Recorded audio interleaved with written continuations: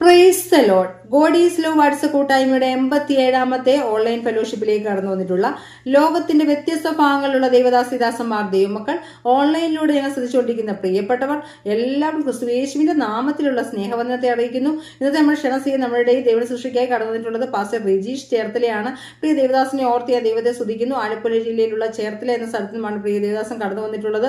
അവിടെയുള്ള deliverance church Cherthala ദൈവസഭയുടെ ശുശ്രൂഷകനായിരിക്കുന്നു പ്രിയ ദേവദാസൻ. ഞങ്ങളുടെ എളിയ ക്ഷണം സ്വീകരിച്ചു വന്നതിൽ ഒത്തിരി സന്തോഷമുണ്ട്. ഗോഡ് ഈസ് ലവ് വാട്സ് കൂട്ടായ്മയുടെ പേരിലുള്ള സ്നേഹവും നന്ദിയും അറിയിക്കുന്നു. ഇന്നത്തെ ദൈവവചന സന്ദേശം ഓൺലൈനിലൂടെ ശ്രദ്ധിക്കുന്ന പ്രിയപ്പെട്ടവർക്കും സൂം പ്ലാറ്റ്ഫോമിലൂടെ ശ്രദ്ധിക്കുന്ന പ്രിയപ്പെട്ടവർക്കും ഒരുപോലെ അനുഗ്രഹമായി തീരട്ടെ എന്ന് പ്രാർത്ഥിച്ചുകൊണ്ട് പ്രിയ ദേവദാസനെ ശുശ്രൂഷയ്ക്കായി ക്ഷണിച്ചുകൊള്ളുന്നു.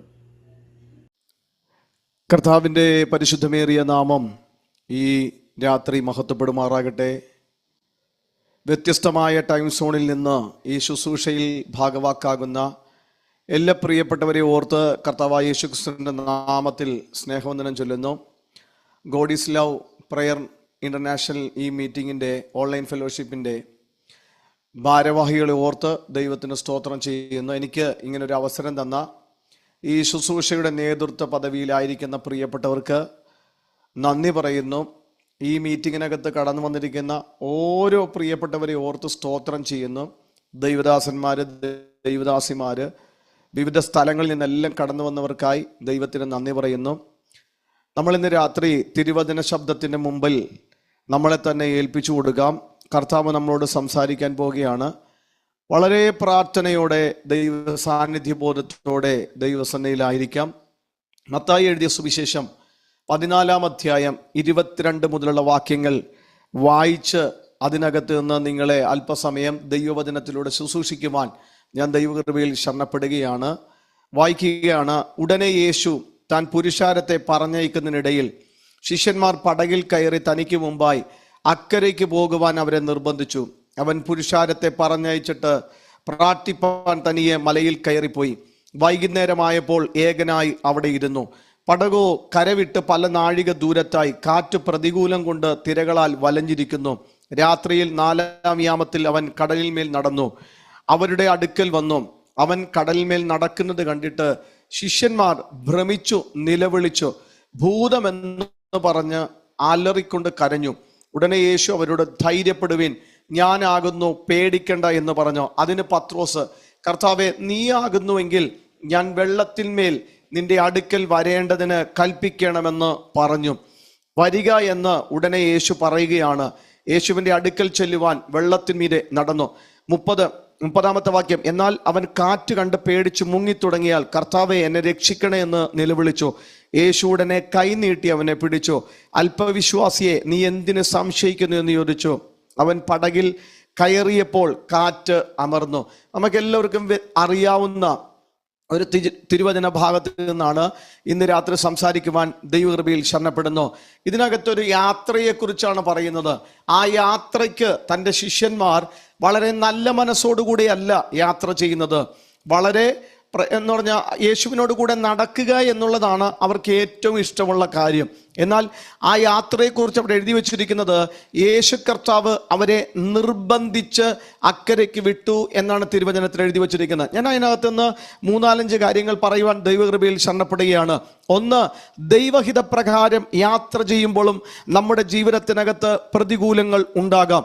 2, എന്തുകൊണ്ടാണ് നമ്മുടെ ജീവിതത്തിൽ പ്രതികൂലങ്ങൾ വരുന്നത് എന്ന് ചോദിച്ചാൽ ദൈവിക വാഗ്ദത്തങ്ങളെ മുറുകെ പിടിച്ച് പ്രതികൂലങ്ങളെ അതിജീവിച്ച് വിശ്വാസത്താൽ നാം ശക്തിപ്പെടേണ്ടതിന് വേണ്ടാണ്.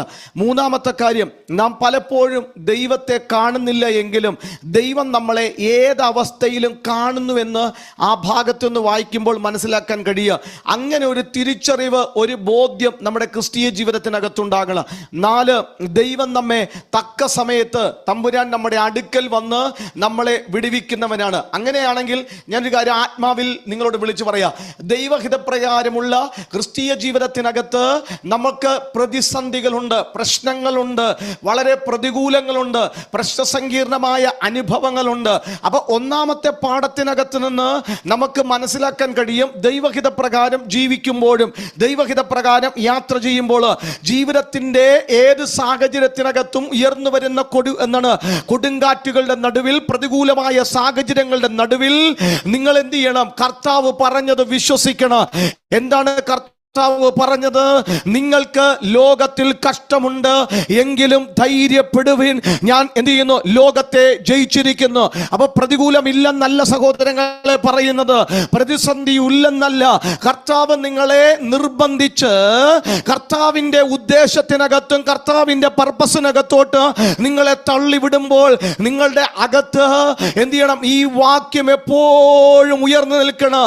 ലോകത്തിൽ നമുക്ക് പ്രതികൂലമുണ്ട്, ശുശ്രൂഷയിൽ പ്രതികൂലമുണ്ട് ദൈവദാസന്മാരെ, ഹല്ലേലൂയ. ആത്മീയ ജീവിതത്തിനകത്ത് പ്രതികൂലമുണ്ട്, ജോലി സ്ഥലങ്ങളിൽ പ്രതികൂലമുണ്ട്, ബിസിനസിനകത്ത് പ്രതികൂലമുണ്ട്, ആത്മീയ സംരംഭങ്ങൾക്ക് നേതൃത്വം കൊടുക്കുന്ന എൻ്റെ പ്രിയപ്പെട്ട സഹവിശ്വാസികളെ, സഹപഠന്മാരെ, കർത്താവിന്റെ വേലക്കാരെ, ഞാൻ ആത്മാവിൽ നിങ്ങളെ നോക്കി വിവേചിച്ചു പറയുകയാണ്, പ്രതികൂലങ്ങളുണ്ട്. എന്നാൽ കർത്താവ് പറഞ്ഞത് വിശ്വസിക്കണം. എന്താണ് യേശു കർത്താവ് പറഞ്ഞത്? ലോകത്തിൽ നിങ്ങൾക്ക്, എനിക്ക്, ഈ സന്ദേശം കേൾക്കുന്ന പ്രിയപ്പെട്ടവർക്ക് കഷ്ടമുണ്ട്, എങ്കിലും ഇന്ന് രാത്രി ആത്മാവിൽ ഞാൻ നിങ്ങളെ നോക്കി പ്രവചിച്ചു പറയുകയാണ്, ധൈര്യപ്പെടുവിൻ. ലോകത്തെ ജയിച്ചൊരു കർത്താവ് നമ്മളോട് കൂടെ ഉള്ളത് കൊണ്ട് ആ പ്രതികൂലം നിന്നെ മുക്കിക്കളയുമെന്നല്ല, നിന്നെ നശിപ്പിച്ചു കളയുമെന്നല്ല, നിന്നെ പ്രതിസന്ധിക്കകത്ത് തള്ളിക്കളയുമെന്നല്ല, അതിനകത്ത് നിനക്കൊരു ജയം തരുന്ന സർവശക്തനായ ദൈവം ഇന്ന് രാത്രി ഇതിന്റെ നടുവിൽ എഴുന്നള്ളി വന്നിട്ടുണ്ട്. വിശ്വസിക്കുന്നവർ കരമുയർത്തിയോ, കരങ്ങളെ അടിച്ചുകൊണ്ടോ ഈ രാത്രി ശബ്ദം കേൾക്കുമ്പോൾ പ്രതികരിക്കണം. ലോകത്തിൽ കഷ്ടമുണ്ടെങ്കിലോ ധൈര്യപ്പെടുവിൻ, ലോകത്തെ ജയിച്ച കർത്താവ് നിന്നോടൊപ്പം ഉണ്ട്. വിശ്വസിക്കുന്നവരെ കരമുയർത്തി കർത്താവിനൊരു സ്തോത്രം പറഞ്ഞാട്ടെ. ഹല്ലേലൂയ. ഇവരുടെ യാത്ര തികച്ചും ദൈവഹിത പ്രകാരമാണ്. ആമേൻ. ഇവരുടെ യാത്ര തികച്ചും ദൈവഹിത പ്രകാരമാണ്, ദൈവത്തിന്റെ ഇഷ്ടത്തിനൊത്തവണ്ണമാണ് ഇവർ യാത്ര ചെയ്തത്. എന്നാലും അതിനകത്ത് പ്രതികൂലമുണ്ട്. നിങ്ങൾ യേശു കർത്താവിന്റെ ജീവിതം ഒന്ന് എടുത്തു പഠിച്ച് മത്തായി സുവിശേഷം 4-ാം അധ്യായം അതിന്റെ 1-ാമത്തെ വാക്യത്തിൽ പറയുന്നു, അനന്തരം പിശാചിനാൽ പരീക്ഷിക്കപ്പെടുവാൻ യേശുവിനെ ആത്മാവ് മരുഭൂമിയിൽ നടത്തിയെന്നാ പറയുന്നത്. എന്നാൽ 3-ാം അധ്യായം 16-ാമത്തെ വാക്യം, യേശു സ്നാനമേറ്റ ഉടനെ വെള്ളത്തിൽ നിന്ന് കയറി, അപ്പോൾ സ്വർഗം തുറന്നു, ദൈവാത്മാവ് പ്രാവെന്ന രൂപത്തിൽ അവന്റെ മേൽ ഇറങ്ങുന്നത് കണ്ടു. അതിന്റെ അർത്ഥം എന്താണെന്ന് അറിയാമോ ജോൺസൺ പാസ്റ്ററെ?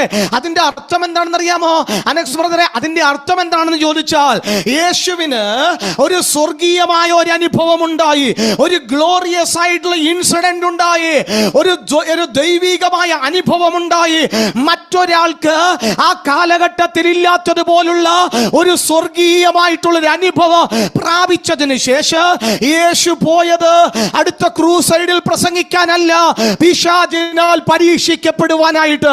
അതിന്റെ അർത്ഥം പിശാച് നിന്നെ വിഴുങ്ങിക്കളയുമെന്നല്ല, നിന്നെ പ്രതിസന്ധിയിലാക്കി കളയുമെന്നല്ല, ആ പരീക്ഷക്കകത്ത് ജയം തരുവാൻ തക്കവണ്ണം ഒരു സർവശക്തനായ ദൈവത്തിന്റെ സാന്നിധ്യം ഈ രാത്രിയും നിന്നോട് കൂടെയുണ്ട്. മറന്നു പോകരുത്. സ്വർഗീയമായ ഇൻസിഡന്റുകൾ നിന്റെ ജീവിതത്തിനകത്തുണ്ടായാൽ, സ്വർഗം നിന്റെ തലക്ക് മീതെ തുറന്നാൽ, പ്രാവന്ന രൂപത്തിൽ പരിശുദ്ധാത്മാവ് നിന്റെ മേൽ ഇറങ്ങി വന്നാൽ, ഇന്ന് രാത്രി എന്റെ ശബ്ദം കേൾക്കുന്നവരോട് ഞാൻ ആത്മാവിൽ വിളിച്ചു പറയാ, നിനക്ക് ഈ ലോകത്തിൽ വെല്ലുവിളികൾ ഉണ്ട്. ദൈവഹിത പ്രകാരമുള്ള യാത്രക്കകത്ത് പ്രതികൂലമായ സാഹചര്യങ്ങളുണ്ട്. എന്നാൽ ലോകത്തെ ജയിച്ച സർവശക്തനായ കർത്താവ് നിന്റെ കൂടെ ഉണ്ട്. ഇന്ന് രാത്രി നീ മറന്നു പോകരുത്.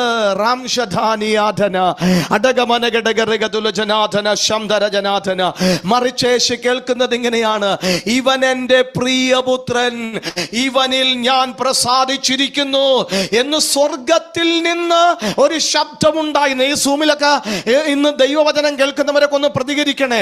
ഇത് യൂട്യൂബിനകത്തോട്ടൊക്കെ നിങ്ങൾ അപ്ലോഡ് ചെയ്തിടുമെങ്കിലും ഞാൻ ശുശ്രൂഷിക്കുന്നത് നിങ്ങളെയാണ്. ഈ ഗോഡ് ഈസ് ലവ് എന്ന് പറഞ്ഞ ഈ ഫെലോഷിപ്പിനകത്ത് ചേർന്ന് വന്നിരിക്കുന്ന നിങ്ങളെയാണ് ഇന്ന് രാത്രി ഞാൻ ശുശ്രൂഷിക്കുന്നത്. എന്റെ മെസ്സേജ് യൂട്യൂബിനകത്ത് പോകുന്നത് കൊണ്ടൊന്നുമല്ല ഇന്ന് രാത്രി ഞാൻ ഇവിടെ വന്ന് പ്രസംഗിക്കുന്നത്. നിങ്ങളെ ശുശ്രൂഷിപ്പാൻ ദൈവം എനിക്കിന്ന് രാത്രി അവസരം തന്നത് ഒരു പദവിയായി ഏറ്റെടുത്തുകൊണ്ട് നിങ്ങൾ സൂക്ഷിക്കുകയാണ്. അപ്പോൾ ആ കേൾക്കുന്ന ദൈവവചനത്തോട് നിങ്ങൾ പ്രതികരിക്കണം, പരിശുദ്ധാത്മാവിനോട് പ്രതികരിക്കണം. നിന്റെ ജീവിതത്തിനകത്ത് എത്ര വലിയ ദൈവ സാന്നിധ്യത്തിന്റെ ഇടപെടലുകൾ ഉണ്ടായാലും, സ്വർഗം തുറന്നാല്, ദൈവം നിന്നെ നോക്കിയിട്ട് ഇവൻ എന്റെ പ്രിയപുത്രൻ, ഇവനിൽ ഞാൻ പ്രസാദിച്ചിരിക്കുന്നു പറഞ്ഞാല്, ദൈവഹിതമായിട്ടുള്ള ദൈവിക പദ്ധതി പ്രകാരമായിട്ടുള്ള ക്രിസ്തീയ ജീവിതം നീ മുന്നോട്ട് നയിക്കുമ്പോൾ നിന്റെ ജീവിതത്തിൽ പ്രതികൂലമില്ല എന്ന് പുസ്തകം നമ്മളെ പഠിപ്പിക്കുന്നില്ല. ഇന്ന് രാത്രി ഞാൻ ആത്മാവിന്റെ നിയോഗത്തോടെ ഈ ബൈബിൾ ഉയർത്തിയിട്ട് പറയാ, നിനക്ക് ലോകത്തിൽ കഷ്ടമുണ്ട്, എങ്കിലും നീ ധൈര്യപ്പെട്ടോളണം. ലോകത്തെ ജയിച്ച, കഷ്ടങ്ങളെ ജയിച്ച്, മരണപാശങ്ങളെ അഴിച്ച്, അല്ല നിന്റെ പാപങ്ങളെ, എന്റെ പാപങ്ങളെ ചുമന്നുകൊണ്ട് ക്രൂശിന്മേൽ കയറി, ഹേ മരണമേ നിന്റെ ജയം എവിടെ എന്ന് ചോദിച്ച വാഴ്ത്തപ്പെട്ട കർത്താവ് നിന്നോട് കൂടെ ഇരിക്കുന്നിടത്തോളം കാലം നിന്റെ മുമ്പിൽ ഉയർന്നു വരുന്ന സകല വെല്ലുവിളികളെയും നീ ജയിച്ച് മുന്നോട്ട് പോകുമെന്ന് ഇന്ന് രാത്രി പരിശുദ്ധാത്മാവിൽ ഞാൻ പറഞ്ഞാൽ എത്ര പേര് കരങ്ങളെ അടിച്ചുകൊണ്ട്, കരങ്ങളെ ഉയർത്തി ആ ദൂത് സ്വീകരിക്കാൻ റെഡിയാണ്?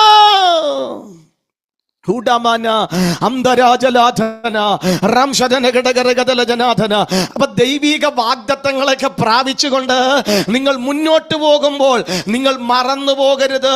വെല്ലുവിളികളുണ്ട്, പ്രതിസന്ധികളുണ്ട്, പ്രയാസങ്ങളുണ്ട്. നിങ്ങൾ ദൈവത്താൽ അഭിഷേകം പ്രാപിച്ച വ്യക്തിയായിരിക്കുക, നിങ്ങൾ ശുശ്രൂഷകനായിരിക്കുക, നിങ്ങൾ പ്രവാചകനായിരിക്കുക, ചിലപ്പോൾ നിങ്ങൾ ഒന്നോ രണ്ടോ അതിൽ കൂടുതൽ സഭകൾ സ്ഥാപിച്ച വ്യക്തിത്വമായിരിക്കുക.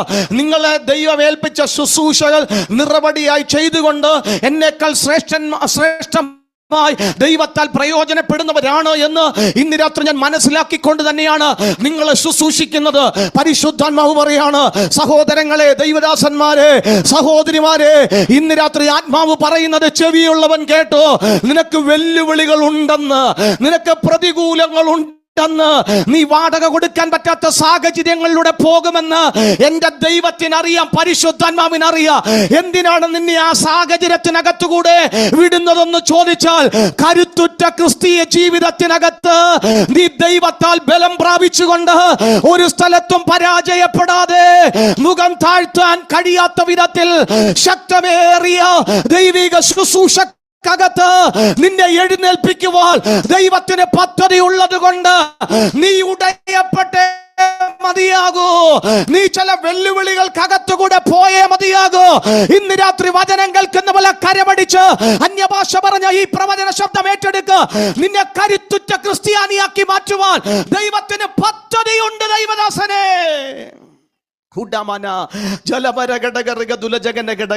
ഞാന് ചേർത്തലയിലാണ് എന്റെ സഭ. എനിക്ക് വചനം പ്രസംഗിക്കാൻ തന്നെ സമയം പോരാ, എങ്കിലും ഞാൻ എന്നെ കുറിച്ച് ഒരു വാക്ക് പറയാ. Praise God. ഞാൻ ഒറ്റക്ക് വിശ്വാസത്തിൽ വന്നൊരു വ്യക്തിയാണ്. 18ാമത്തെ വയസ്സ്, 19ാമത്തെ വയസ്സിൽ ഞാൻ ഒറ്റക്ക് വിശ്വാസത്തിൽ വന്ന് രക്ഷിക്കപ്പെട്ടു. കൃപയാൽ 2024 ആകുന്നതിന് മുമ്പ് എന്റെ കുടുംബങ്ങളെല്ലാം വിശ്വാസത്തിൽ വന്നു. എന്റെ പിതാവ് വന്നു, എന്റെ അമ്മ വന്നു, എന്റെ അനുജൻ വന്നു, എന്റെ സഹോദരങ്ങൾ വന്നു. എന്തിന്? എന്റെ ഫാദറിന്റെ അനുജന്റെ മകനെ ചേർത്തലയിൽ ഈ കൈ കൊണ്ട് സ്നാനപ്പെടുത്തുവാൻ ദൈവം എനിക്ക് കൃപ തന്നു. എത്ര പേര് ആമേൻ പറയുന്നു? എന്റെ ചർച്ചിലുള്ള ചില പ്രിയപ്പെട്ടവർ ഈ സന്ദേശം കേൾക്കുന്നുണ്ട്. അതുകൊണ്ട് എനിക്ക് ധൈര്യമായിട്ട് പറയാം, ഏകദേശം 10-80ഓളം പേര് കൂടി വരുന്ന ഒരു സഭായോഗം നടത്തുവാൻ ദൈവം എനിക്ക് ഈ തലമുറയിൽ ഭാഗ്യം ചെയ്തു. അനേകരെ സ്നാനപ്പെടുത്താൻ ദൈവം കൃപ ചെയ്തു. അതിന്റെ അർത്ഥം ഹല്ലേലൂയ, ശുശ്രൂഷ സ്മൂത്ത് ആണെന്നല്ല, ഹല്ലേലൂയ, വെല്ലുവിളികൾ ഇല്ലെന്നല്ല. ദൈവദാസന്മാരെ, പരിശുദ്ധാത്മാവ് പറയുന്നു വെല്ലുവിളികളുണ്ട്, എങ്കിലും ഞാൻ ധൈര്യപ്പെടുകയാണ്. കാരണം എന്താണെന്നറിയാമോ? സകലത്തെയും സൃഷ്ടിച്ച, സകലത്തെയും ചമച്ചവനായ കർത്താവിന്റെ സാന്നിധ്യം എന്റെ കൂടെയുള്ളത് കൊണ്ട്, കർത്താവാണ് എന്നെ വിലക്ക് വാങ്ങിയത് കൊണ്ട്, കർത്താവാണ് എന്നെ വേലക്ക് വിളിച്ചെന്നുള്ള ഉറപ്പുള്ളത് കൊണ്ട്, ഏത് പ്രതികൂലത്തിനകത്തോ എനിക്ക് ധൈര്യപ്പെടാനുള്ള വചനം എന്റെ അകത്ത് ദൈവം തന്നിട്ടുണ്ട്. ആരും മാറിപ്പോയാലോ മാറാത്തവനായ യേശു എന്റെ കൂടെ ഉണ്ട്. ഞാൻ കഴിഞ്ഞ മണിക്കൂറിൽ പ്രസംഗിച്ച മീറ്റിങ്ങിനകത്ത് ഇങ്ങനെ പ്രസംഗിച്ചപ്പോൾ ഇങ്ങനെ പറഞ്ഞു, ദേമാസ് എന്നെ വിട്ടുപോയി, ഹല്ലേലൂയ പറയാ, സകലരും എന്നെ വിട്ടുപോയി, ചെമ്പ് പണിക്കാരനായ അലക്സാണ്ടർ എന്നെ വിട്ടുപോയി, പ്രൈസ് ഗോഡ്. അങ്ങനെ എടുത്തെടുത്ത് പറയുകയാണ്, പലരും പൗലോസിനെ വിട്ടുപോയി.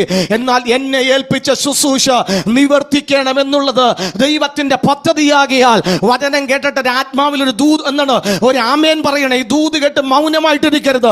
കർത്താവോ എനിക്ക് തുണ നിന്നു, എന്നെ ദൈവം എന്റെ ഏൽപ്പിച്ച പ്രസംഗം നിവർത്തിച്ചു, ശുശ്രൂഷ നിവർത്തിച്ചു. ഇന്ന് രാത്രി ഞാൻ ചിലതിനെ നോക്കി പ്രവചിച്ചു പറയുകയാണ്, കർത്താവ് നിന്നെ ഒരു കാര്യം ഏൽപ്പിച്ചിട്ടുണ്ടെങ്കിൽ ലോകം മുഴുവൻ നിന്നെ വിട്ടു പോയാലോ ഇന്ന് രാത്രി ഞാൻ ആത്മാവിൽ ദൂത് കൈമാറുകയാണ്. ദൈവശബ്ദം വിളിച്ചു പറയുകയാണ്, ആരും മാറിപ്പോയാല് മാറാത്തവനായ യേശു നിന്നോട് കൂടെയുണ്ട്. വിശ്വസിക്കുന്നവരെ കരങ്ങളെ അടിച്ച് ആത്മാവിൽ ദൈവത്തെ ആരാധിച്ചിട്ട് പറ, ആ ദൈവം വിശ്വസ്തൻ, അവൻ എന്റെ ഉപനിധി, ആ ദിവസം വരെ സൂക്ഷിപ്പാൻ ശക്തനായ കർത്താവ്.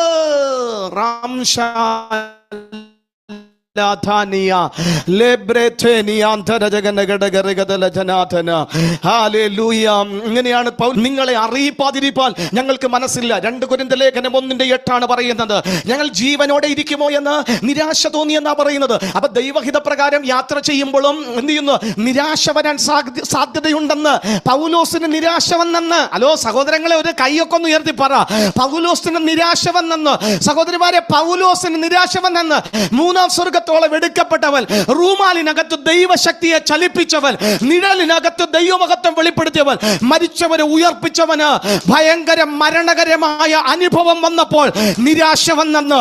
എന്നാൽ അടുത്ത വാക്ക് നിങ്ങൾ ശ്രദ്ധിച്ച്, ഈ സിറ്റുവേഷനിലൂടെ ഈ മനുഷ്യൻ, ഈ ദൈവ മനുഷ്യൻ മൂവ് ചെയ്യുമ്പോൾ മരിച്ചവരെ ഉയർപ്പിക്കുന്ന ദൈവത്തിൽ ഈ ദൈവദാസൻ ആശ്രയിച്ചെന്ന് ഇന്ന് രാത്രി ഞാൻ നിങ്ങളെ നോക്കി പ്രവചനാത്മാവിൽ വിളിച്ചു പറയുന്നു, നിനക്ക് ആശ്രയിപ്പാൻ ഒരു യേശുവുണ്ട്. എത്ര പേര് ആമേൻ പറയുന്നു? നിനക്ക് ആശ്രയിപ്പാൻ, ജോൺ ബ്രദറെ, ആശ്രയിപ്പാൻ ദൈവദാസന്മാരെ ഒരു യേശുവുണ്ടെന്ന്. മരണകരമായ അനുഭവങ്ങൾ നിന്റെ മുമ്പിൽ വന്നാലോ, സാമ്പത്തികമായുള്ള പ്രതിസന്ധികൾ നിന്റെ മുമ്പിൽ വന്നാലോ, നിന്റെ കുഞ്ഞുങ്ങളുടെ വിദ്യാഭ്യാസത്തിന്റെ വിഷയങ്ങൾ നിന്റെ മുമ്പിൽ വന്നാലോ, ആശ്രയിക്കാൻ ഈ ഭൂമിയുടെ പരപ്പിൽ ഒരു ദൈവമുണ്ട്. ആ ദൈവത്തിന്റെ പേരാണ് യേശു കർത്താവ്.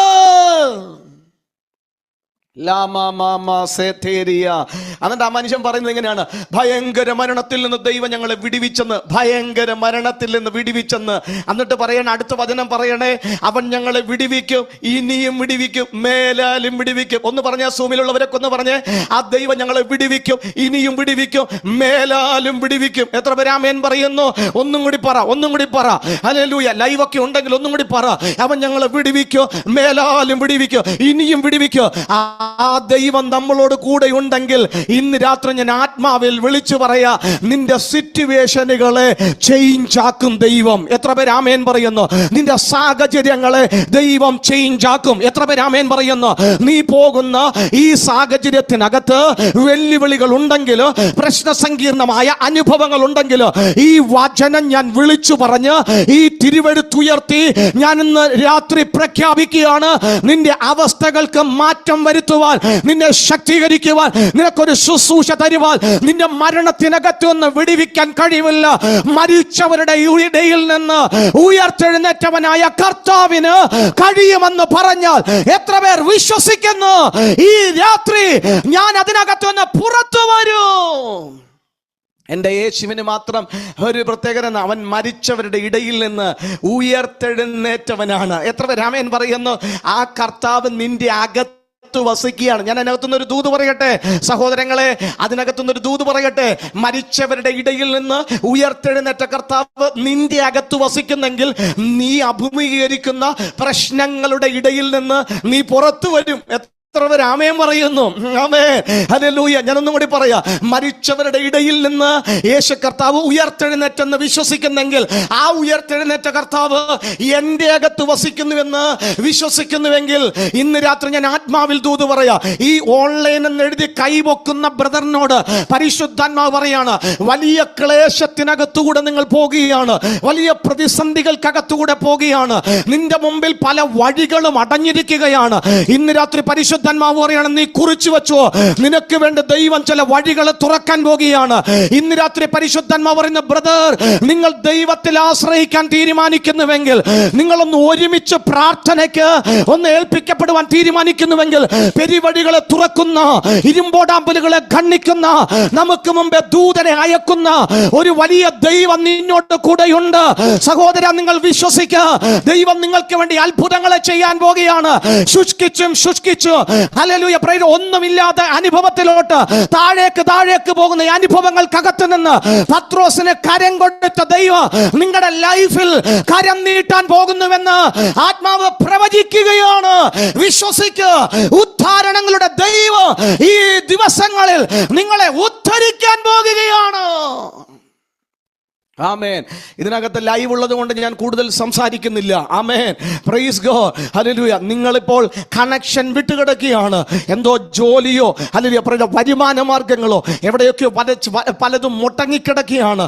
ഹല്ലേലൂയ, ശോഷിച്ചൊരനുഭവം. പരിശുദ്ധാത്മാവ് പിന്നെയും പറയുന്നു, നിന്നെ അതിനകത്ത് നിന്ന് ദൈവം ലിഫ്റ്റ് ചെയ്യാൻ പോവുകയാണ്. ബ്രദർ, നിങ്ങളെ അതിനകത്ത് നിന്ന് ദൈവം ലിഫ്റ്റ് ചെയ്യാൻ പോവുകയാണ്. വിശ്വസിക്കുന്നവർ സ്തോത്രം പറഞ്ഞ്, അന്യഭാഷ പറഞ്ഞ്, ദൈവത്തെ ആരാധിച്ച് സ്തോത്രം ചെയ്ത്, ഹല്ലേലൂയ, പ്രൈസ് ഗോഡ്. ഇന്ന് ആമേൻ പറഞ്ഞ് സ്തോത്രം പറഞ്ഞ് ദൂതറ്റെടുത്തോ. ഹല്ലേലൂയ. ഇന്ന് രാത്രി പ്രതികൂലത്തിനകത്ത് നിന്ന്, പ്രതിസന്ധികൾക്കകത്ത് നിന്ന്, പ്രശ്ന സങ്കീർണമായ അനുഭവങ്ങൾക്കകത്ത് നിന്ന് വിടുവിക്കുന്ന, മരണത്തിനകത്ത് നിന്ന് പോലും കഴിവുള്ള പ്രാപ്തനായ ഒരു ദൈവം ഇന്ന് രാത്രി നിങ്ങളുടെ മുറിക്കകത്ത് ഇറങ്ങി വന്നിട്ടുണ്ട്. ആ ദൈവം നിങ്ങളുടെ അകത്ത് വസിക്കുന്നുണ്ട്. ആ ദൈവം നിങ്ങളുടെ അകത്ത് വസിക്കുന്നുണ്ട്. വിശ്വസിക്കുന്നവർ കരങ്ങളെ ഉയർത്തി ദൈവത്തിന് സ്തോത്രം പറ.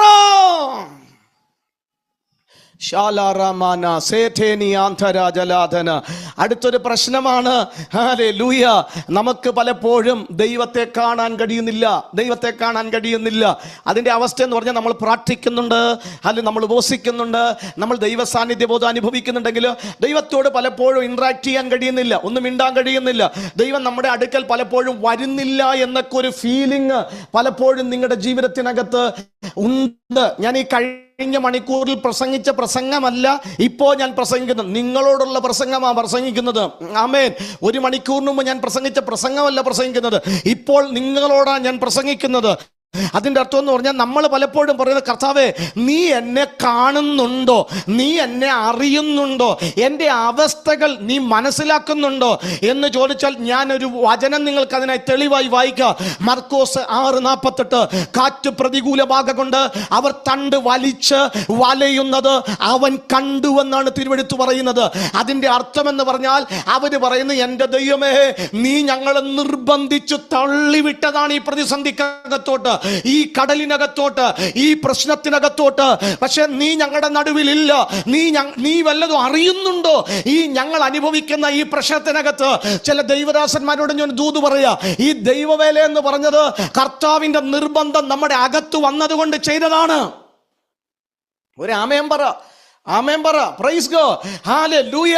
ദൈവവേല എന്ന് പറയുന്നത് കർത്താവിന്റെ ദൈവവേല ചെയ്യണമെന്ന് ആരും ആഗ്രഹിച്ചിട്ട് വന്നതല്ല. സത്യമായിട്ട് ഞാൻ ആഗ്രഹിച്ചു വന്ന ആളല്ല.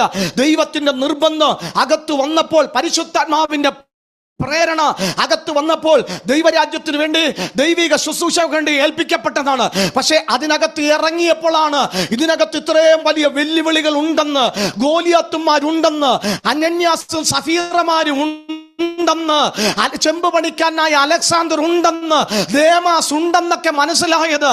പക്ഷേ അതിനേക്കാൾ ഞാൻ ആത്മാവിൽ വിളിച്ചു പറയാ, ഇത്രയും വലിയ പ്രതികൂലങ്ങളെല്ലാം ഉണ്ടെങ്കിലും ഇന്ന് രാത്രി നിങ്ങളോട് ഞാൻ ആത്മാവിൽ പറയാ, അവരെക്കാൾ വലിയവനായ ദൈവം എന്നോട് കൂടെ ഉണ്ടെന്ന്. ശബര സന്തരാജലാദന, ഞാൻ നിങ്ങളെ ഒരിക്കലും അനാഥനായി വിടുകയില്ല. ആമേൻ പറ. ഞാൻ നിങ്ങളോടുകൂടെ എല്ലായ്പ്പോഴും ഉണ്ട്. ആമേൻ പറ.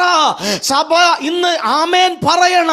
ഇങ്ങനെ ഒരു സർവശക്തനായ ദൈവമുണ്ടെങ്കിൽ നീ വലിയ പ്രതിസന്ധിയിൽ അകപ്പെട്ട് അവിടെ ഭാരത്തോടെ അലയുന്നത് കാണുന്നൊരു ദൈവമുണ്ട്.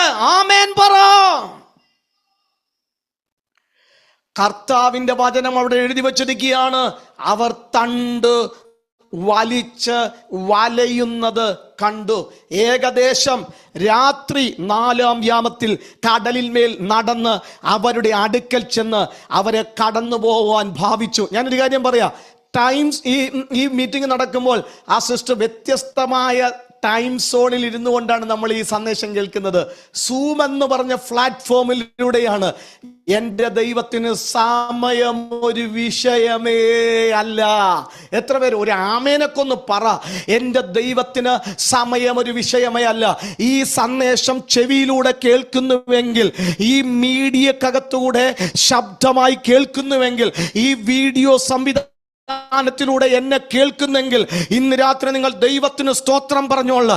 ഈ ഇരിക്കുന്ന ഇരിപ്പിൽ ഈ സന്ദേശം കേൾക്കുമ്പോൾ നിന്റെ വിഷയത്തെ എന്റെ ദൈവത്തിന് കഴിയും. ആമേൻ. അല്ല, നിന്റെ തലമുറയെ തൊടാൻ എന്റെ ദൈവത്തിന് കഴിയും. നിന്റെ ജോലിയില്ലായ്മയുടെ വിഷയത്തെ തൊടാൻ എന്റെ ദൈവത്തിന് കഴിയും. നിന്റെ ഭാവിയെ തൊടാൻ എന്റെ ദൈവത്തിന് കഴിയും. നിന്റെ ശുശ്രൂഷയെ അപ്ഗ്രേഡ് ചെയ്യാൻ എന്റെ ദൈവത്തിന് കഴിയും. നിനക്ക് ആത്മാക്കളെ തന്ന് അനുഗ്രഹിക്കുവാൻ ദൈവത്തിന് കഴിയും. നിനക്ക് ലാൻഡ് തരാൻ ദൈവത്തിന് കഴിയും. നിനക്ക് ഭവനം തരാൻ ദൈവത്തിന് കഴിയും. അങ്ങനെയെങ്കിൽ നിന്റെ വിഷയത്തെ എന്റെ ദൈവം കാണുന്നു. അതിന് സമയത്തിന് പരിമിതികളില്ല. കാലങ്ങൾ ദൈവത്തിന് വിഷയമല്ല. ദൈവം നിന്നെ അറിയുന്നു. ആമേൻ. വചനം ഇങ്ങനെയാ പറയുന്നത്. യോഹന്നാൻ 1:18, ദൈവത്തെ ആരും ഒരു നാളും കണ്ടിട്ടില്ല. പിതാവിന്റെ മടിയിലിരിക്കുന്ന ഏകജാതനായ പുത്രന് അവനെ വെളിപ്പെടുത്തിയിരിക്കുന്നു. ദൈവത്തെ ആരും ഒരു നാളും കണ്ടിട്ടില്ലെങ്കിലും ഇന്ന് രാത്രി സ്തോത്രം പറഞ്ഞോ, ദൈവം നിന്നെ കാണുന്നുണ്ട്. ആമേൻ. നീ പറയുന്നത് എന്നെ ദൈവം കാണുന്നില്ലെന്നാണ്. പക്ഷേ തമ്പുരാൻ ഇന്ന് രാത്രി പറയാണ്, ഇല്ല സഹോദരങ്ങളെ, ദൈവം നിങ്ങളെ കാണുന്നുണ്ട്. ദൈവം നിങ്ങളെ അറിയുന്നുണ്ട്. വചനം ഇങ്ങനെയാണ്. വെളിപ്പാട് പുസ്തകം 2-ാം അധ്യായം താഴത്തോട്ട് വചനം വായിച്ചിരുമ്പോൾ ദൈവം ഹൃദയങ്ങളെയും ഉൾഭൂവുകളെയും അറിയുന്നു. അത്ര അറിവ് പോരെ. ഹല്ലേലൂയ. നിങ്ങൾ ചിന്തിക്കുന്നത് തന്നെ ദൈവം അറിയുന്നു. നിങ്ങൾ നിനക്കുന്നത് ദൈവം അറിയുന്നു. നിങ്ങളുടെ പ്രവർത്തികൾ ദൈവം അറിയുന്നു. അങ്ങനെയെങ്കിൽ നിങ്ങൾ അകപ്പെട്ടിരിക്കുന്ന പ്രശ്നങ്ങളെ ദൈവം അറിയാതിരിക്കുമോ? അങ്ങനെയെങ്കിൽ ഇന്ന് രാത്രി തൻ്റെ ഇടത്തോടെ സ്തോത്രം പറഞ്ഞോളാം. നന്ദിയുള്ള ഹൃദയത്തോടെ സ്തോത്രം പറഞ്ഞോളാം. ഇത്രയും നന്നായി അറിയുന്ന ഒരു ദൈവത്തെ സേവിക്കുവാൻ എനിക്ക് ഈ ഭൂമിയിൽ ദൈവം ഭാഗ്യം തന്നതോർത്ത് ദൈവത്തിന് സ്തോത്രം ചെയ്യുന്നു. കാരാഗ്രഹത്തിനകത്ത് കിടക്കുന്ന ജോസഫിനെ ആർക്കും അറിയത്തില്ല. എന്നാൽ ജോസഫ് പോലും അറിയാതെ സർവശക്തനായ ദൈവം ജോസഫിനോട് കൂടെ ഇരുന്നെന്ന് എത്ര പേര് ആമേൻ പറയുന്നു? പൊട്ടക്കുഴിക്കകത്ത് വീണത് സഹോദരന്മാർക്ക് മാത്രമേ അറിയത്തുള്ളൂ. എന്നാൽ ജോസഫിന് അറിയത്തില്ല. ആ പൊട്ടക്കുഴിക്കകത്ത്, ആ പൊട്ടക്കിണറിനകത്ത് സർവശക്തനായ ദൈവം കൂടെയുണ്ടെന്ന്. പോത്തിഫറിന്റെ വീട്ടിൽ മാത്രം ഇരിക്കുന്ന ദൈവമല്ല, പൊട്ടക്കിണറിനകത്തും കാരാഗ്രഹത്തിനകത്ത് നിന്റെ പ്രതികൂലമായ ഏത് സാഹചര്യത്തിനകത്ത് നിന്റെ കൂടെ ആ സാന്നിധ്യമുണ്ട്. അത് മനസ്സിലാക്കിയ മോശ പറയുകയാണ്, മറ്റാരെന്റെ കൂടെ ഉണ്ടെങ്കിൽ ഞാൻ തൃപ്തനല്ല. അങ്ങനോടുകൂടെ ഇല്ല എങ്കിൽ എന്നെ അയക്കരുത്. 6:48 പറയുന്നത്, കാറ്റ് പ്രതികൂലമാകൊണ്ട് ഏകദേശം 4-ാം യാമത്തിൽ കടലിന്റെ മേൽ കർത്താവ് അവരുടെ അടുക്കലോട്ട് നടന്നു വന്നു. നടന്നു വരാനുള്ള കാരണം എന്താണെന്നറിയാമോ? അവര് തണ്ട് വലിച്ച് വലയുന്നത് യേശു കണ്ടെന്നാ പറയുന്നത്. ഒരു സ്തോത്രം പറയാമോ? അവര് തണ്ട് വലിച്ച് വലയുന്നത് യേശു കണ്ടു. നമുക്ക് വേണമെങ്കിൽ ഇങ്ങനെ ചിന്തിക്കുക, കർത്താവ് ഈ യാത്രയ്ക്ക് വേണ്ടിയൊക്കെ കർത്താവ് ഞങ്ങളെ ഇങ്ങനെ പറഞ്ഞു വിട്ടിട്ട് ഒരനക്കവും ഇല്ലാതെ എവിടെയോ സ്വർഗത്തിൽ ഇരുന്നു കൊണ്ട് ഞങ്ങളെ നിയന്ത്രിക്കുന്ന ഒരു അനുഭവത്തിൽ തുടരാതെ ഞങ്ങളുടെ അടുക്കലേക്കൊന്ന് വരണേ എന്നൊക്കെ അവരാഗ്രഹിച്ചു കാണും. ഞാൻ ഇന്ന് രാത്രി ഒരു ദൂത് വിളിച്ചു പറയാ, എവിടെയോ നിന്ന് റിമോട്ട് കൺട്രോളിലൂടെ നിന്റെ ജീവിതത്തെ നിയന്ത്രിക്കുന്ന ഒരു ദൈവത്തെ അല്ല ഇന്ന് രാത്രി ഞാൻ പ്രസംഗിക്കുന്നത്. ഹല്ലേലൂയ. 3 പേരെ ആ തീക്കകത്തോട്ട് തള്ളിയിട്ടപ്പോൾ നെബൂഖദ്നേസർ രാജാവ് കണ്ടത് 4-ാമനായ ഒരുവൻ ആ തീയുടെ നടുവിലൂടെ നടക്കുന്നത് കണ്ട് ആശ്ചര്യപ്പെട്ടിട്ട് പറയാണ്, അവിടെ നിൽക്കുന്ന ഭടനോട് പറയാണ്, മന്ത്രിയോട് പറയാ, നമ്മൾ 3 പേരെയല്ലേ തള്ളിയിട്ടത്, ഇതാ 4 പേരെ കാണുന്നു. ഇയാൾ ഇങ്ങനെ സൂക്ഷ്മമായി നോക്കിയപ്പോൾ കണ്ടത് 4-ാമതുള്ളവൻ ദൈവപുത്രനോട് സദൃശനായ ഒരുവനെ കണ്ടു. അങ്ങനെയെങ്കിൽ ഞാൻ ഇന്ന് രാത്രി പരിശുദ്ധാത്മാവിൽ പ്രവചിച്ചു പറയുകയാണ്, നിന്റെ പ്രതിസന്ധിക്കകത്ത് ഇറങ്ങുന്നത് കേവലം ദൈവത്തിന്റെ സൃഷ്ടിയിൽപ്പെട്ട ഒരു ദൂതൻ പോലുമല്ല. നിന്നെ രക്ഷിച്ച്, നിന്നെ വീണ്ടെടുത്ത്, നിന്നെ ചങ്കിലെ ചോര തന്ന് രക്ഷിച്ച, നിന്റെ പാപത്തിന് പരിഹാരമായി മറുവിലയായി തീർന്ന യേശു തന്നെ നിന്റെ ജീവിതത്തിന്റെ പ്രതിസന്ധിക്കകത്ത് ഇറങ്ങി വന്ന് നിന്നെ രക്ഷിക്കുമെന്ന് പറഞ്ഞാൽ ഇന്ന് രാത്രി എത്ര പേർ ആ കരങ്ങളെ അടിച്ചു ശക്തിയോടെ ദൈവത്തിന് സ്തോത്രം പറയൂ. ആമേൻ. ഹലോ, ഞാൻ വേറൊരു പോർഷനും കൂടി നിങ്ങളോട് പറയാ. ഉൽപ്പത്തി പുസ്തകം 16:7 പറയുന്നു, പിന്നെ യഹോവയുടെ ദൂതൻ മരുഭൂമിയിൽ നീരുറവയ്ക്കരികെ സൂര്യന് പോകുന്ന വഴിയിൽ വെച്ച് അവളെ കണ്ടുവെന്നാ പറയുന്നത്. അതാരെയാണെന്നറിയാമോ? ഹാഗാറിനെ. ഒരു തുരുത്തി വെള്ളവും കുറച്ച് അപ്പക്കഷ്ണവുമായിട്ട് മരുഭൂമിയിൽ വെച്ച് കഴിച്ച് തീർന്നു പോയ അനുഭവത്തിൽ യാത്ര തുടരുന്ന, അല്ലെങ്കിൽ ഇനി എന്താണ് എങ്ങനെയാണ് എന്ന് ചിന്തിക്കുന്ന, ഇനി എന്തായി തീരും, എൻ്റെ തലമുറയുടെ ഭാവി എന്തായി തീരുമെന്ന് പറഞ്ഞ് ഒരു മനുഷ്യൻ, ഒരു ദൈവമനുഷ്യൻ തന്നെയാണ് അബ്രഹാം, ദൈവത്തിന്റെ വാക്ക് കേട്ട് ഇറക്കി വിട്ടപ്പോൾ ആ മരുഭൂമിയിൽ സൂര്യന് പോകുന്ന വഴിയിൽ ദൈവത്തിന്റെ ദൂതൻ ഹാഗാറിനെ കണ്ടെന്ന് ഞാൻ ഇന്ന് രാത്രി ചോദിക്കട്ടെ, ദൂതൻ കാണണോ യേശു കാണണോ നിങ്ങളെ? ഓ ജീസസ്, ദൂതൻ കാണണോ യേശു കാണണോ? ഞാൻ ഇങ്ങനെ പറയാ, ദൂതൻ കണ്ടോട്ടെ, ദൂതൻ എൻ്റെ കൂടെ ഉണ്ടല്ലോ, പക്ഷെ യേശു എന്നെ കണ്ടാൽ മതി. എത്ര പേരെ വിശ്വസിക്കുന്നു? ഇന്ന് രാത്രി ഞാൻ ആത്മാവിൽ ചിലതിനോട് പറയാണ്, ചില വിഷയങ്ങളുടെ നടുവിൽ ഭാരത്തോടെ നീ ഇങ്ങനെ ചോദിക്കുകയാണ്, ദൈവമേ ഈ അവസ്ഥ നീ കാണുന്നില്ലേ എന്ന് ചോദിക്കുമ്പോൾ ആത്മാവിൽ ഞാൻ പ്രവചിച്ചു പറയാണ്, ദൈവം നിന്നെ കാണുന്നുണ്ട്. സഹോദരി, സഹോദര, അമ്മമാരെ, അപ്പച്ചന്മാരെ, ദൈവം നിങ്ങളെ കാണുന്നുണ്ടെന്ന്. ദൂതനല്ല, യേശു നിങ്ങളെ കാണുന്നുണ്ടെന്ന് ഇന്ന് രാത്രി പറ, ആത്മാവിൽ വിളിച്ചു പറ.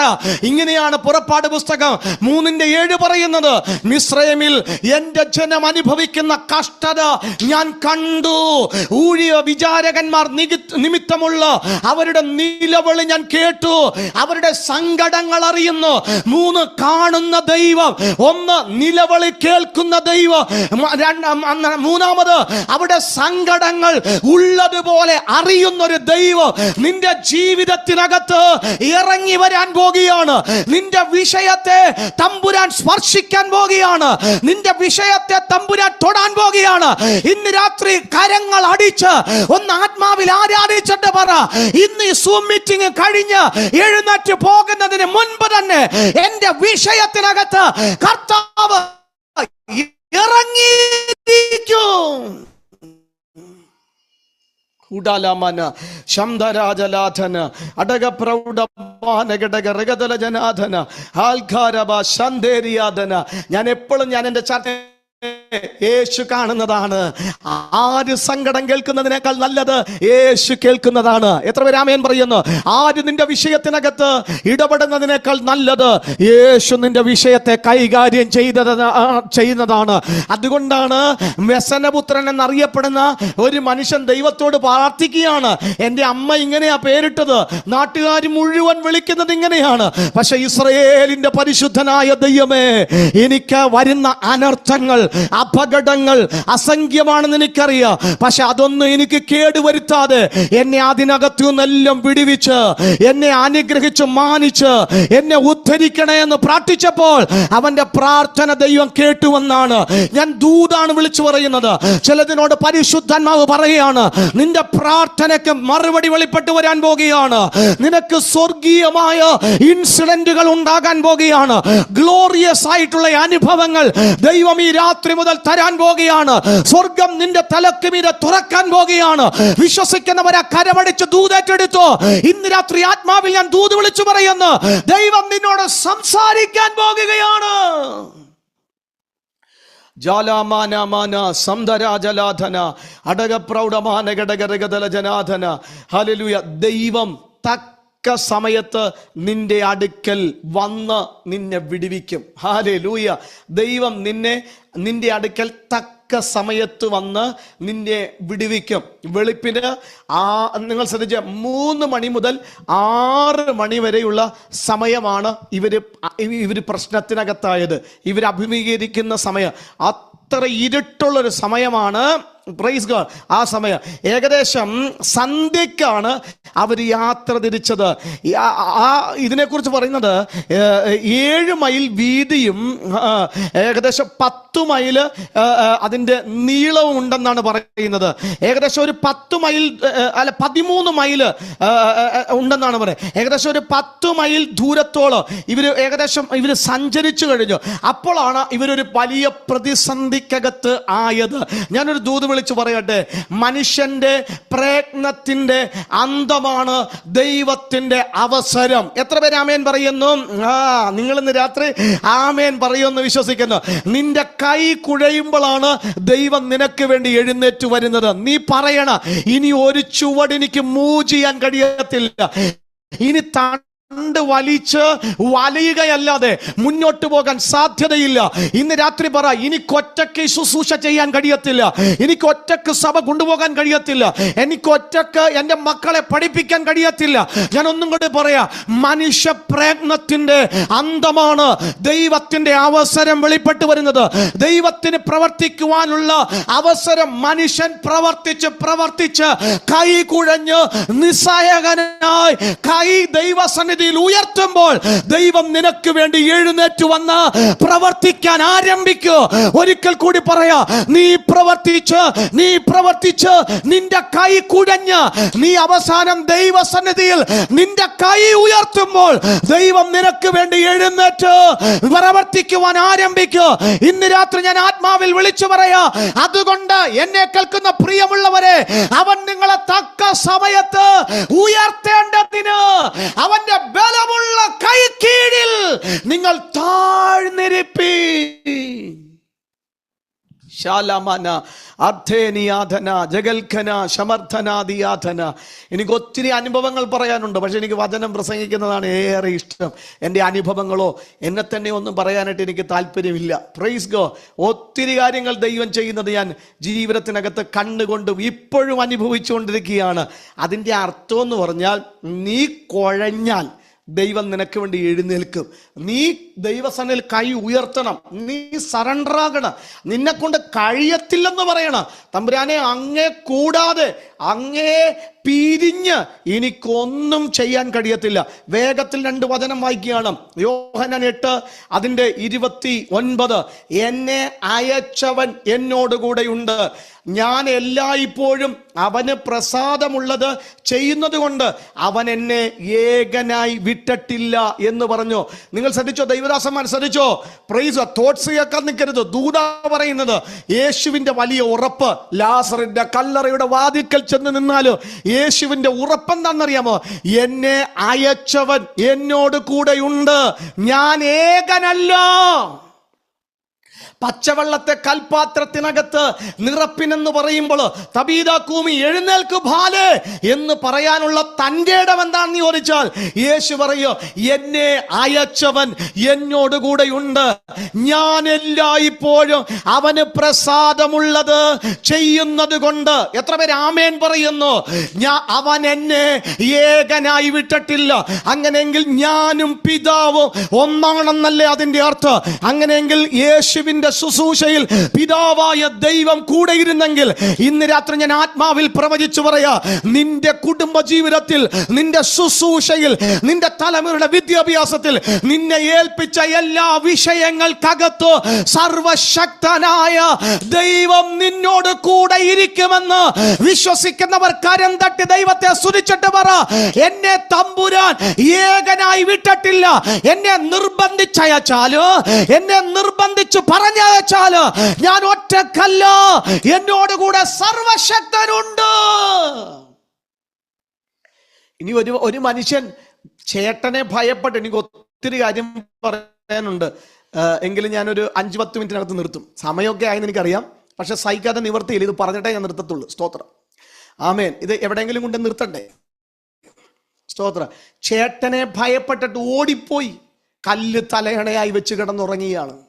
കല്ല് തലയണയായി വെച്ച് കിടക്കുക. സൂര്യൻ അസ്തമിച്ചു.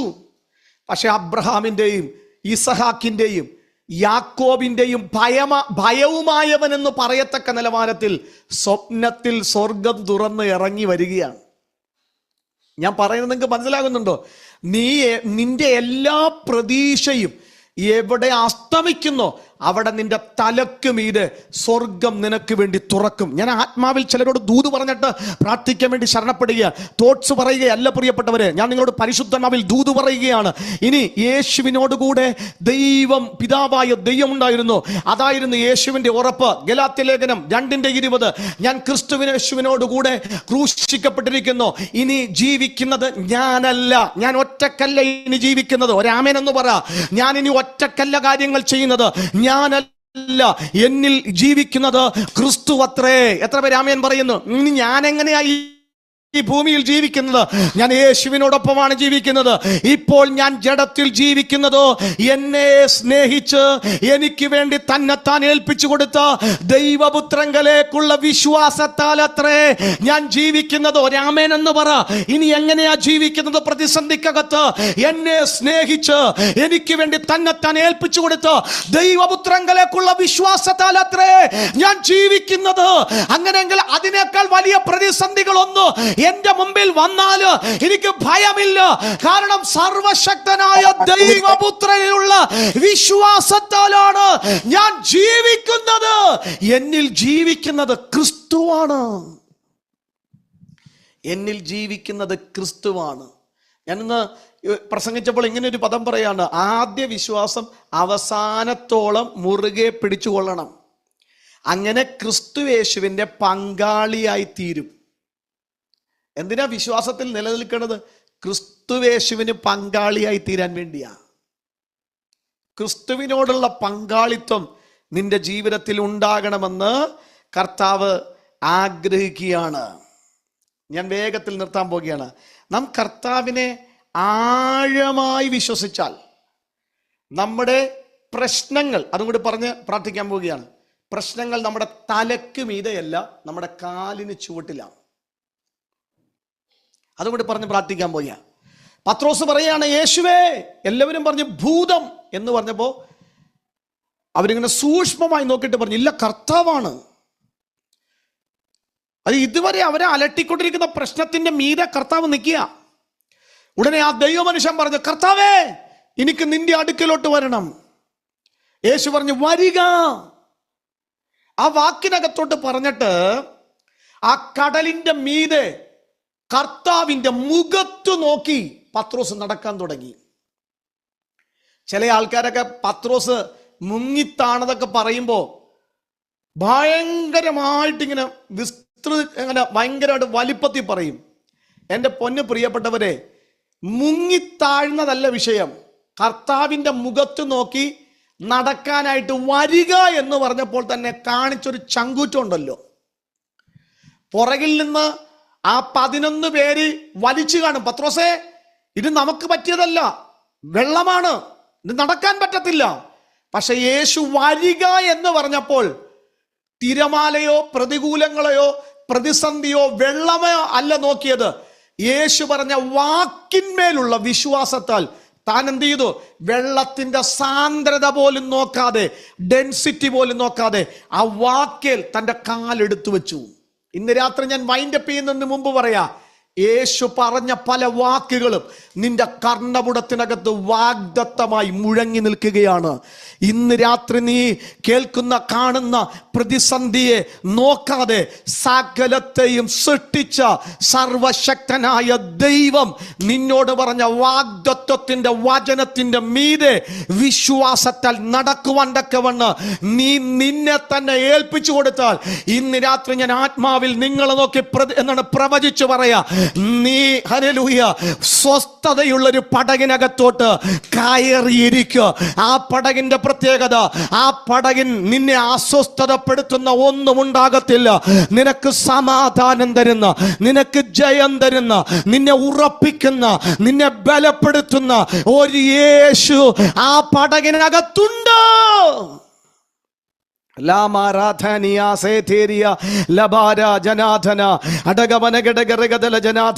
എത്ര പേര് ആമേൻ പറയുന്നു? ഇന്ന് രാത്രി ആ യേശു പറയാണ്, എന്നിൽ വിശ്വസിക്കുന്നവൻ ഞാൻ ചെയ്തതിലും അധികം ചെയ്യുമെന്നാ പറയുന്നത്. എത്ര പേര് ഇന്ന് രാത്രി വിശ്വസിക്കുന്നു? എന്നിൽ വിശ്വസിക്കുന്നവൻ പ്രതികൂലം കണ്ട് പുറകിലോട്ട് പോകുമെന്നല്ല, പ്രശ്നം കണ്ട് പുറകിലോട്ട് പോകുമെന്നല്ല, അതിൽ ആത്മാക്കളില്ലാത്തത് കൊണ്ട് ഭാരപ്പെട്ട് സുവിശേഷ വേല നിർത്തുമെന്നല്ല, എന്നിൽ വിശ്വസിക്കുന്നവൻ ഞാൻ ചെയ്തതിലും അധികം ചെയ്യുക. അങ്ങനെയെങ്കിൽ ഈ സന്ദേശം കേൾക്കുന്ന നിങ്ങളോട് ആത്മാവിൽ ഞാൻ പ്രവചിച്ചു പറയുകയാണ്, നീ എങ്ങനെ ജീവിക്കണം എന്ന് ചോദിച്ചാൽ യേശു നിന്നോട് പറഞ്ഞ തിരുവെഴുത്തുകളെ വിശ്വസിച്ചുകൊണ്ട് വെളിപ്പാടിൽ ജീവിക്കണം.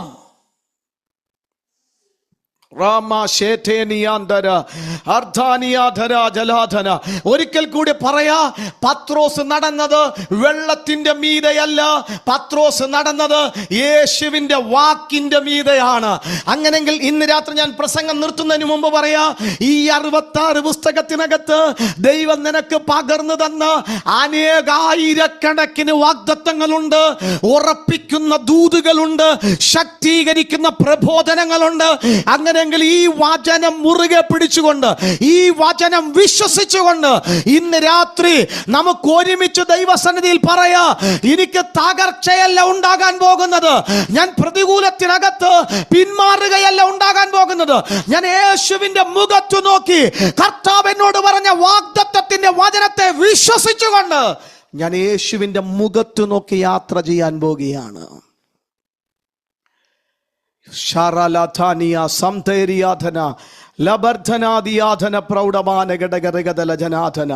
ഞാൻ ആത്മാവിൽ നിങ്ങളോട് വിളിച്ചു പറയാ, അതുകൊണ്ട് നിങ്ങളുടെ പ്രതിസന്ധികൾ ദൈവഹിത പ്രകാരം ഉയർന്നു വരുമ്പോൾ നിങ്ങൾ ഭാരപ്പെട്ടു പോകരുത്.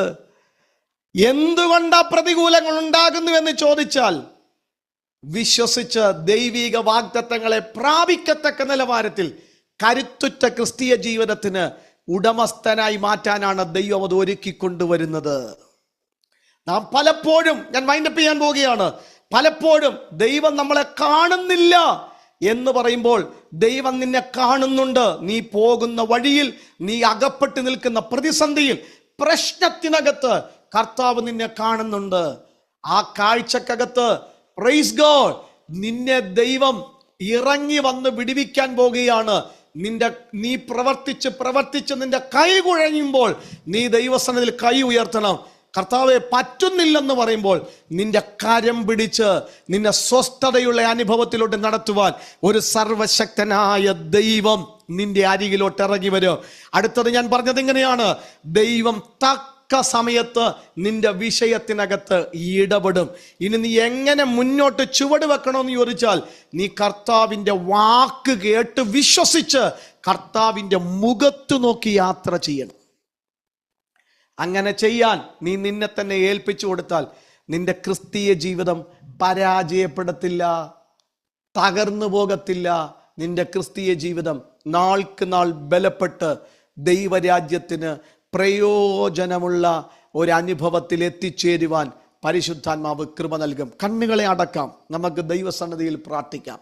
സർവശക്തനായ ദൈവമേ, ഈ ഓൺലൈൻ മീറ്റിങ്ങിലൂടെ ഈ ശബ്ദം ശ്രവിക്കുന്ന എല്ലാ പ്രിയപ്പെട്ടവർക്ക് വേണ്ടിയും ഇന്ന് രാത്രി അപ്പച്ച എളിയ കർത്തദാസൻ എന്ന നിലയിൽ നിന്നുകൊണ്ട് ഞാൻ പ്രാർത്ഥിക്കുകയാണ്. ഈ സന്ദേശം അവരുടെ ജീവിതത്തിനകത്ത് ആത്മീയ ജീവിതത്തിൻ്റെ മൂല്യമുള്ള അനുഭവത്തിലോട്ട് എത്തിച്ചേരുവാൻ, കരുത്തുള്ള ഒരു ക്രിസ്തീയ ജീവിതം നയിക്കത്തക്ക നിലവാരത്തിൽ അവരുടെ പ്രാർത്ഥനാ ജീവിതം ഉയർന്നു വരത്തക്ക നിലവാരത്തിൽ കർത്താവ് ഇടവരുത്തണമേ, അവരെ ശക്തീകരിക്കണമേ. ഇവരിൽ ചിലരൊക്കെ ചോദിക്കണം, ഞങ്ങളെ കർത്താവ് കാണുന്നില്ലേ എന്ന് ചോദിക്കുമ്പോൾ കർത്താവ് കാണുന്നുണ്ട്. കർത്താവ് നിങ്ങളുടെ നടുവിലോട്ട് ഇറങ്ങി വരാൻ പോകുകയാണ്. നിങ്ങളുടെ കഷ്ടത കർത്താവ് കാണുന്നു, നിങ്ങളുടെ സങ്കടം കർത്താവ് കേൾക്കുന്നു, നിങ്ങൾ ഉള്ളതുപോലെ ദൈവം അറിയുന്നു. നിങ്ങൾക്കാണ് ഇന്ന് രാത്രി വിടുതലുള്ളത്. നിങ്ങൾക്ക് ഗ്ലോറിയസ് ആയിട്ടുള്ള ഇൻസിഡൻസുകൾ ദൈവം തരാൻ പോവുകയാണ്. ചിലർ സ്വപ്നങ്ങൾ കാണാൻ പോകുകയാണ്, ദൈവിക ദർശനങ്ങൾ പ്രാപിക്കാൻ പോകുകയാണ്. അടഞ്ഞ വഴികൾ ഇന്ന് രാത്രി തുറന്നു വരാൻ പോകുകയാണ്. ഈ ജനത്തെ ദൈവകരങ്ങളിൽ ഏൽപ്പിച്ച് അനുഗ്രഹിച്ച് പ്രാർത്ഥിക്കുകയാണ്. പിന്നീട് ഈ സന്ദേശം യൂട്യൂബിലൂടെ കേൾക്കുന്നവർക്ക് വേണ്ടിയും പ്രാർത്ഥിക്കുന്നു. കർത്താവ് അവരെയും അനുഗ്രഹിക്കണമേ. ഇത് ഞങ്ങൾക്ക് എല്ലാവർക്കും ഒരു അനുഗ്രഹത്തിന്റെ നിമിഷമാക്കി സർവശക്തൻ തീർത്തതിനായി ദൈവത്തിന് സ്തോത്രം ചെയ്യുന്നു. ഇത് നടത്തിക്കൊണ്ടുപോകുന്ന, ഇതിന്റെ അധ്യക്ഷത പദവി വഹിക്കുന്ന ഇതിന്റെ ലീഡേഴ്സിനായി പ്രാർത്ഥിക്കുന്നു. അവരുടെ കുടുംബത്തെയും കർത്താവ് അനുഗ്രഹിക്കണമേ, മാനിക്കണമേ. ഹൃദയം തുറന്നവരെ യേശുക്രിസ്തുവിന്റെ നാമം ചൊല്ലി ബ്ലസ് ചെയ്ത് പ്രാർത്ഥിക്കുന്നു. ഇങ്ങനൊരു അവസരം തന്ന ദൈവത്തിന് സ്തോത്രം ചെയ്യുന്നു. എല്ലാത്തിനുമായി സ്തോത്രം. എല്ലാ മാനവും മഹത്വം എടുക്കണം യേശു കർത്താവിൻ നാമത്തിൽ തന്നെ. ആമേൻ. ദൈവമായ കർത്താവ് നിങ്ങളെ ഈ രാത്രി ഒരിക്കൽ കൂടി അനുഗ്രഹിക്കട്ടെ. എനിക്കിങ്ങനൊരു അവസരം തന്ന ഈ ശുശ്രൂഷ അതിൻ്റെ ലീഡേഴ്സിനോട് നന്ദി പറയുന്നു. കർത്താവ് എല്ലാവരും അനുഗ്രഹിക്കട്ടെ. God bless you, God bless you, God bless you.